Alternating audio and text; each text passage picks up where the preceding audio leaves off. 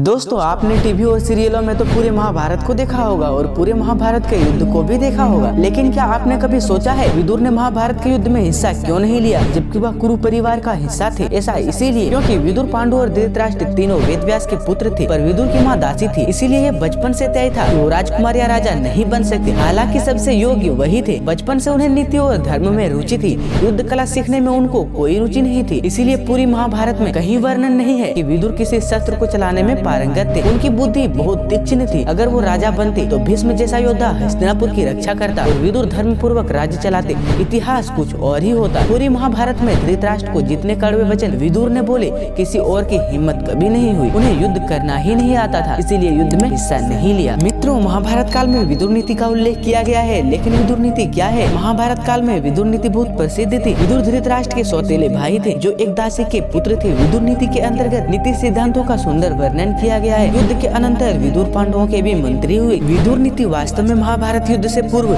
युद्ध के परिणाम के प्रति संकेत हस्तिनापुर के महाराज धृतराष्ट्र के साथ उनका संवाद है। युद्ध के पूर्व महाराजा धृतराष्ट्र अपने सलाहकार विदुर को बुलाकर अच्छे और बुरे के बारे में चर्चा करते हैं। यह संवाद महर्षि वेदव्यास द्वारा रचित महाभारत में भी वर्णित है। इसके प्रमुख बिंदु निम्नलिखित है। नंबर 1, खुद को सर्वशक्तिमान समझना और दूसरों की निंदा करने वाला इंसान जल्द ही मृत्यु को प्राप्त हो जाता है। खुद को छोड़ अन्य सभी चीजों में बुराई देखने से वह एक खुशहाल जीवन से दूर हो जाता है। नंबर 2, क्रोध इंसान का सबसे बड़ा दुश्मन है। यह क्रोध उसकी सोचने की शक्ति को भी छीन लेता है। इसी क्रोध के कारण व्यक्ति बड़ी से बड़ी समस्याओं में फंस जाता है। शास्त्रों के अनुसार अधिक क्रोधी इंसान नरक को पाता है। नंबर 3, ईर्ष्या, दूसरों से घृणा करने वाला, असंतुष्ट, क्रोध करने वाला, शंकालु और पराश्रित, दूसरों पर आश्रित रहने वाला, इन 6 प्रकार के व्यक्ति सदा दुखी रहते हैं। नंबर 4, जो अच्छे कर्म करता है और बुरे कर्मों से दूर रहता है, साथ ही जो ईश्वर में भरोसा रखता है और श्रद्धालु है, उसके ये सद्गुण पंडित होने के लक्षण है। नंबर 5, अधिक और व्यर्थ बोलने वाला व्यक्ति कई बार ऐसी बात कह जाता है जिसके कारण उसे भविष्य में नकारात्मक परिणामों को झेलना पड़ता है। इसीलिए अधिक शब्दों का प्रयोग न करके वाणी को संयमित रखना चाहिए, क्योंकि